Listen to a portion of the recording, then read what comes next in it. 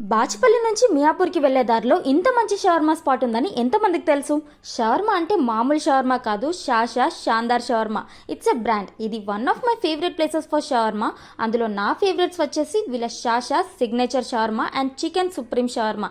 రెండు అద్దిరిపోయాయి. So yummy and tasty. వీళ్ళ మేకింగ్ అండ్ కుకింగ్ కేక్, అసలు ప్రిపరేషన్ అంతా కూడా వీళ్ళు ఓపెన్ కిచెన్లోనే చేస్తున్నారు.